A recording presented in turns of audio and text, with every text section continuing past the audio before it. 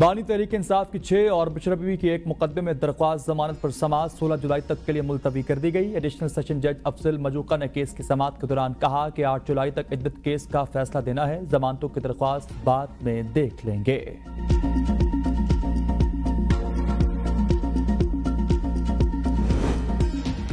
گرمی سے ستائے شہریوں کے لیے خوشخبری، محکمہ موسمیات نے ملک میں آج سے بارشوں کی پیشن گوئی کر دی۔ بارشوں کا سلسلہ یکم جولائی تک جاری رہے گا۔ بارشوں کے باعث گرمی کا زور ٹوٹنے کا امکان۔ محکمہ موسمیات کے مطابق آج بحیرہ عرب اور خلیج بنگال سے مونسون ہوائیں ملک کے مشرقی علاقوں میں داخل ہوں گی۔ اسلام آباد اور راولپنڈی میں بھی بادل برسیں گے۔ جڑواں شہروں میں اربن فلڈنگ کا بھی خدشہ۔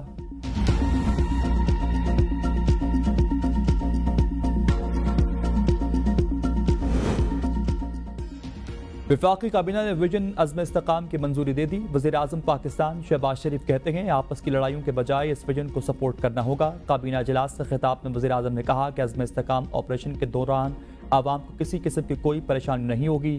آپریشن کے بارے میں غلط فہمیاں پھیلائی جا رہی، یہ آپریشن ماضی کے آپریشن سے بالکل مختلف ہوگا۔ مقامی آبادی کو نقل مکانی نہیں کرنا پڑے گی۔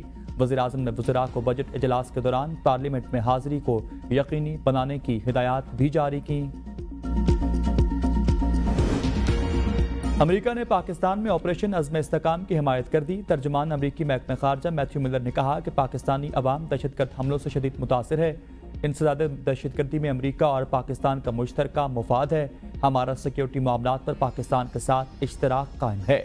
سوات واقعے پر اظہار تشویش کرتے ہوئے ترجمان امریکی محکمہ خارجہ نے کہا کہ پاکستان سمیت کہیں پر بھی اظہار رائے پر تشدد کا راستہ اختیار کرنا قبول نہیں۔ وزیر اعظم پاکستان شہباز شریف نے IMF سے خوشخبری ملنے کی امید ظاہر کر دی۔ قومی اسمبلی سے خطاب میں وزیر اعظم نے کہا کہ حقیقت ہے ہمیں IMF کے ساتھ مل کر بجٹ بنانا پڑا۔ شہباز شریف نے کہا کہ وزیر اعلیٰ روزگار اسکیم کے تحت جنوبی پنجاب میں ملازمتوں کو کوٹا 10% زیادہ رکھا گیا۔